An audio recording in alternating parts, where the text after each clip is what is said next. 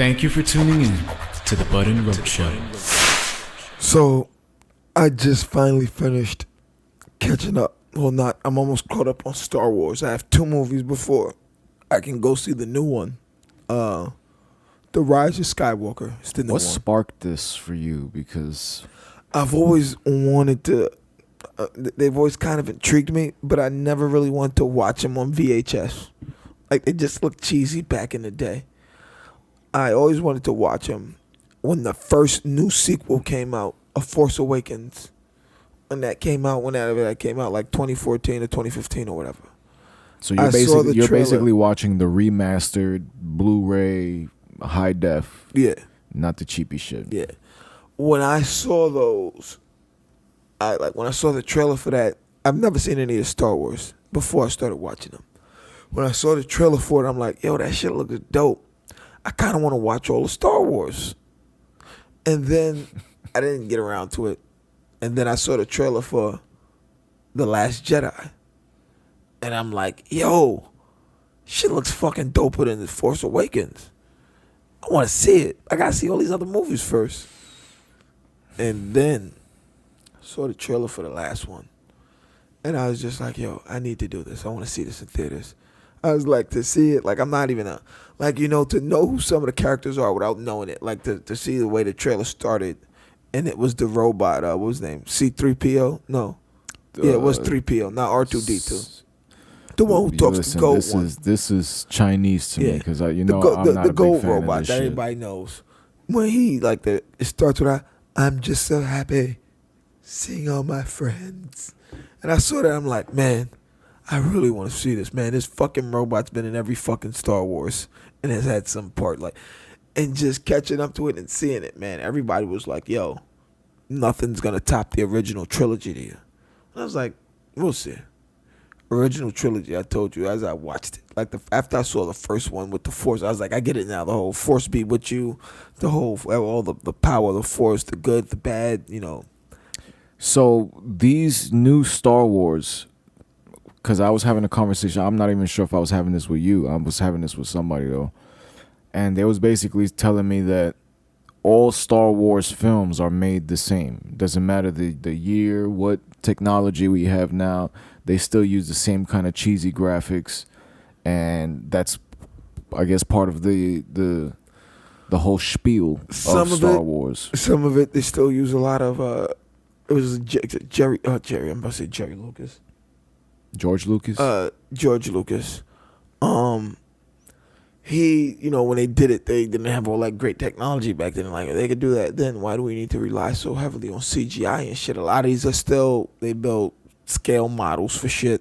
A lot of these destroyers and death ships and shit. They build scale models for a lot of these things and go through it.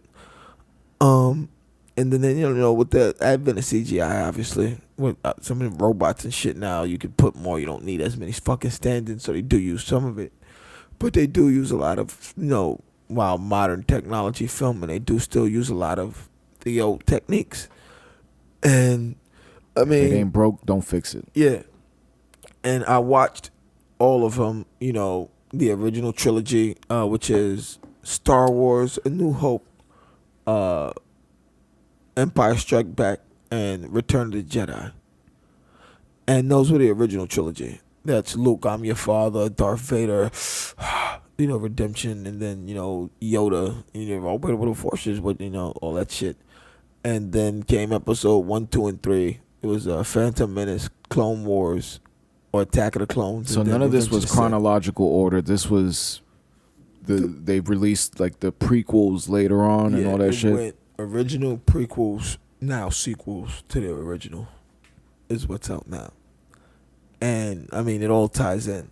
And I mean, I thought that the prequels weren't terrible. I actually liked them all. Considering I don't like them more than the original, but I liked them all considering what I was told and how everybody felt about it. Considering if I was going and expecting it to be terrible movies, I feel like fans of certain movies feel like they get to dictate everything of it. Explain. Everybody has their own complaints about everything, and they feel like let's do it like this. We're gonna get off of Star Wars for a second. We're gonna come back to Star Wars. Marvel, MCU, and DC Universe. Where the fans feel like this is a creative movie. A creative movie. And they have creative input, like they're in the fucking boardroom. Yes, and people who critique, oh, you just sucked it in that this and that, you didn't follow this. So the most extreme case of that I've seen was at the expense of Game of Thrones. Game of Thrones, I wasn't heavy on that shit when it began. I grew on it. By the end of the entire show, the last season, the hype was built up so much that the season before the last season, they waited like a year and a half, almost 2 years before they came out with this last shit. And the amount of people that was just, everybody was just, their fan videos, theories, this and that. Then they said they was going to basically condense the season and make the episodes longer. So instead of an hour, there'll be an hour and a half, movie length, and there'll be like 6 episodes. Everybody immediately with the uproar on Twitter. Everybody's going, oh, you guys, you fucked this up. And with the last episode, there was so many people complaining about that shit that you swear they was writers. They started a petition to try to get them to reshoot the shit, bro. Like even they did that shit with How I Met Your Mother, when How I Met Your Mother ended. And that's what I mean by fanboys. I say fanboys. We're gonna call these fan bases who do this. And you see it mainly, when it comes to big shit like that. Like, and you see it a lot. I see it mainly with comic book movies. I'll say mainly comic book superhero movies. And to me, it's annoying. I never read a lot of comic books. I know who these people are. A good movie is a good movie. I don't know all the backstory. If you want all of that, maybe become a fucking film financier and pay for it. Or do a Chris Notarilli and make your own version of the shit. Yeah. His entire catalog is fucking fan films and shit that he's created his own comic books. So it's like you have all the equipment to do this shit. You don't need to pay licensing to make a fake Batman movie. No, you don't. If you want to go deep into the story, you make that shit creative, man. We had some pretty creative people do this shit before that screened with us. Yeah, man. And it's just it's annoying, man. But I feel like fan bases do themselves a discredit when they do that, bro. Like, I cannot say anything I'm a huge fan of like that I'll say that if I didn't like the way it went, I complain. This isn't, well, it wasn't great. It's not terrible. I don't even think there's anything I can say I'm a fan of that even if it didn't go the way I thought expected, that I hated it or salved on it or I was ready to fucking sign a petition. I think I got a few. Matter of fact, right after this commercial break, I'm going to tell you something. So, it's happening a lot in wrestling now. Wrestling, fans are getting too involved with the storylines. Creative is so desperate to get their fucking storylines approved by the audience that they're actually listening to people now, which is giving the fans this authority that it's almost like we run the show. It's why the show is shit. You don't run the show. And on top of that, let's take it back to the movies for a second. If you go and you start a petition, and let's say by the grace of fucking God, they actually reshoot the shit, you think the person, the actor, the person, is going to be happy with his fan base that he has to do this or she has to do this shit again just because you wasn't satisfied with it? And then when you see that person at Comic-Con or you go to try to get an autograph and they give you attitude, it's like you made them work during the summer. They chase people off of Twitter. They attack people in the comments. It's ridiculous. It is ridiculous, bro. The fact that people think because they didn't like something, they have the right to tell someone redo it. No, motherfucker. That was the movie. That was the direct. It's not your choice how this went. There is, all right. See, there's a fine line, and this is where the fine line comes. If the experience is interactive, then you should have a say. Like what happened with video games. A broken video game comes out, the fan base goes fucking nuts. You take the game and you fix it, and then you re-release it. That's a real issue that's happening. And on top of that, that's a real problem that companies have to address because they're losing a lot of fucking fans with You're these losing a glitched lot out of games. fans. You're gonna lose even more revenue. Like I said, there are people who, no matter what, will still, like when it comes to games, they'll still buy it right off the bat. Oh yeah, because they're fans. Fanboys. But then also those are gonna be the same people who should have known after the last 2-3 years of a game coming out broken. Let me wait a couple weeks. Let me see what happens. Nope, they're gonna be there waiting in line to plunk it down at midnight to go home. Fix 2K20. Louis C.K. when he did, I think it was Beacon Theater, or I think that was the theater he did. He came out and in his intro he said, "This is a rhetorical performance, so shut the fuck up." And that's what a movie is. That's what a song is. It's not meant for feedback from people. Like, this is what it is. You watch it, you enjoy it. If you don't like it, go home and fuck yourself. Yeah. Like, you don't have to stay here. You can get up and walk the fuck out. You already paid for your ticket. You already paid for the motherfucker. You downloaded it. You streamed it. I'm good here. I think that mentality of the customer's always right. That shit does not spill outside Even of the that restaurant. mentality of the customer's always right, man. I have seen the customer be disgustingly wrong. And like I hate when people are in the wrong, or even if I'm a customer and I see another customer who's wrong acting like that. It's like, yo, why are you being a dick? And this is not to say that, remember, we're not targeting any specific fans of any sort of like show. Like Star Wars, I'm not a fan of that shit. Nah, I just got into Star Wars, man. Like, and even the Game of Thrones fans, everybody, like the majority of the people that I know that watched the show, they enjoyed the show. There was probably like one or two people that took it a little far with some social media posts and just started like adding the directors and shit. But that's more wishful thinking than anything else. During that last episode, those motherfuckers was on a private island with their wives drinking champagne and celebrating, bro. They already had the offer on the table to do that. I think they're doing a Marvel movie or a DC movie. The two guys that did Game of Thrones. Oh. These people don't give a fuck about what you say as fans. It's just for you to enjoy. And if they do pretend to give a fuck about what you think as fans, they'll just take whatever you say and bring it into the meeting at the next boardroom meeting, and they'll see how they can try to work some of your angles in there. And that's a big if. Big if, man.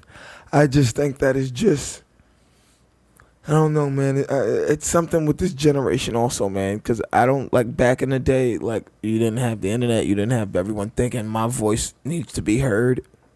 You know what I'm saying? Like, back in the day, you had to do something to be heard. Yes.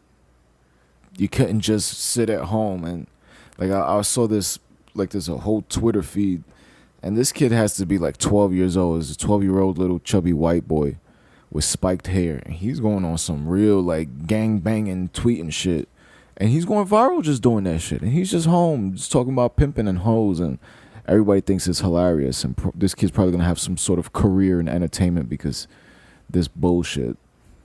It's like you don't have to do shit. Comedian. Yeah, Like, it's a like Facebook comedian. You don't have to do shit to make it anymore, bro. That's why, like, yo, like half these videos I see, like they aren't funny. A Facebook comedian is not a real profession. No. Like, yo, like, granted, you maybe generate some revenue. Like, a lot of them, you know, make decent money doing it. But still, like these power, like these Facebook, Instagram power couples, like that merge the fucking Instagram pages. Like, it's fucking ridiculous. I hate it. It's fucking ridiculous, and I feel like I'm seeing it more and more. Like, but I'm seeing It's it disgusting, bodybuilding, comedy. Like, we built, like, on the come up, like it's everybody doing it. It's like, yo, guys, get it the fuck together. It's fucking 2020. Get it the fuck together. Do you know the pressure that you put on a relationship when you present yourself as like a celebrity or like a public duo? This is somebody you're having sex with. This is somebody you got to deal with at their worst. And you putting cameras in front of yourselves every single day, expecting fanboys? Nah, you're just going to have a whole lot of problems. Yep. People make money, but that's That not shit, everything, yo, man. I see that shit, man, and I honestly look at it like, yo, like, why? Why would you want to do that shit? Like, and some of it just seems like the arguments and shit seem too real, bro. Like, yeah, y'all really recording yourselves arguing for people to laugh at, bro. That's all it is. Like, you recording a real argument, like those are real punches you're throwing. There's nothing funny about that. Or when If you weren't could holding tell that camera, that someone's would be pretentious, domestic too. violence. Exactly. But people was cheering. You got people I cheering. slapped the nigga upside the head like that too. Fuck that nigga. You got retarded ass people out here cheering these motherfuckers. Encouraging this fucking foolery. This fucking- tomfoolery. It's fucking ridiculous, man. That's all I can say, man.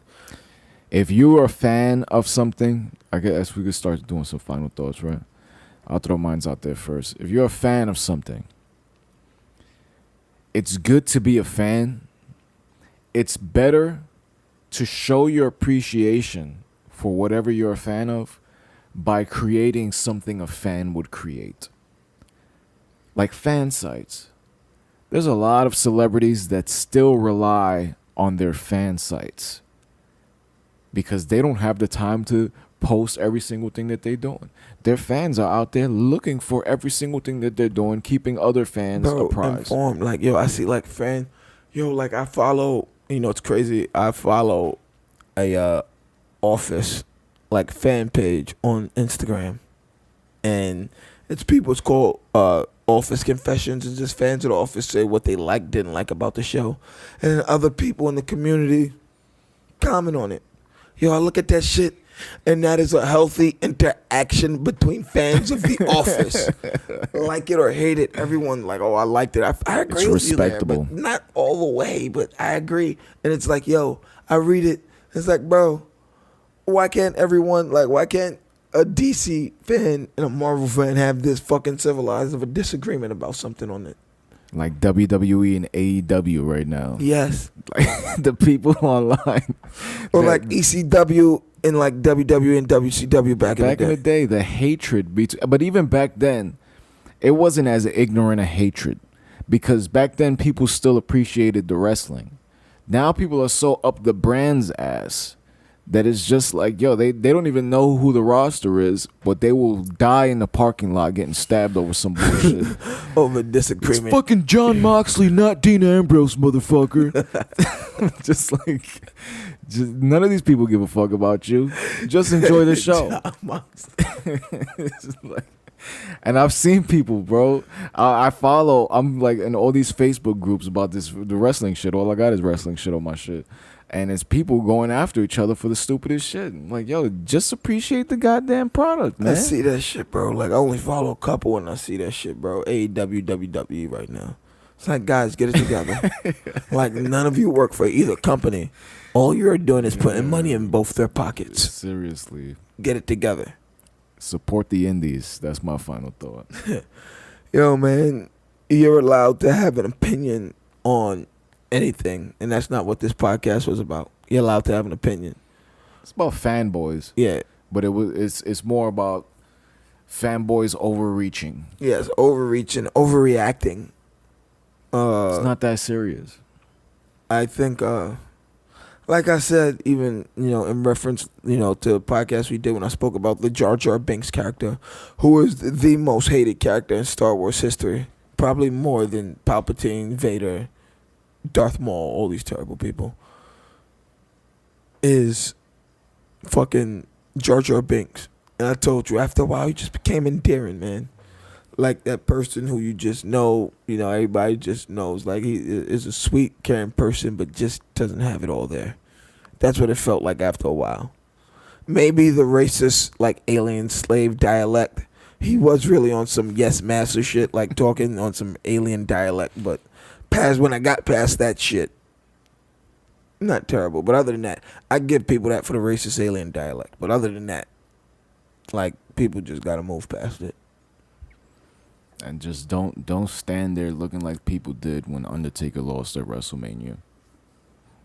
Like that shock. If you see something you don't like, don't write your congressman.